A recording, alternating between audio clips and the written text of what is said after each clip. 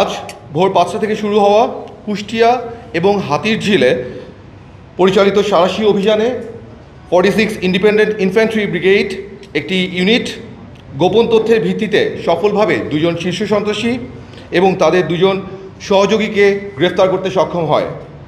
গ্রেফতারকৃত সন্ত্রাসীরা হলো সুব্রত বাইন ওরফে ফতে আলী, আবু রাসেল মাসুদ ওরফে মোল্লা মাসুদ, শুটার আরাফাত এবং শরীফ।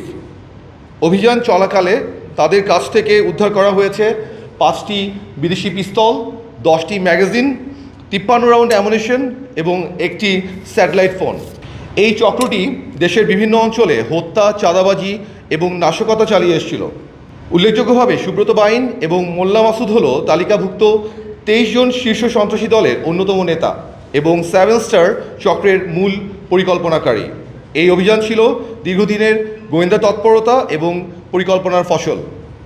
অপারেশনটি অত্যন্ত সুনিপুণভাবে ক্ষয়ক্ষতি বা সংঘর্ষ ছাড়াই পরিচালিত হয়, যা আমাদের বাহিনীর পেশাদারিত্ব এবং রাষ্ট্রের প্রতি দায়বদ্ধতার উজ্জ্বল দৃষ্টান্ত।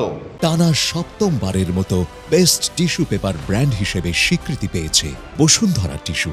অভিযানে গুরুত্বপূর্ণ সমন্বয় এবং সহায়তা প্রদান করেছে সেনা সদর, সামরিক অপারেশন পরিদপ্তর, 55 পদাতিক ডিভিশন, 14 স্বতন্ত্র ইঞ্জিনিয়ার ব্রিগেড, 71 মেকানাইজড ব্রিগেড এবং এনএসআই। এছাড়াও আমি আপনাদের মাধ্যমে দেশের জনগণকে জানাতে চাই, যে কোনো ধরনের সন্দেহজনক কর্মকাণ্ড কিংবা সন্ত্রাসবাদ সংক্রান্ত যে কোনো তথ্য অনুগ্রহ করে নিকটস্থ সেনাবাহিনী ক্যাম্প অথবা আইনশৃঙ্খলা বাহিনীকে অবগত করবেন।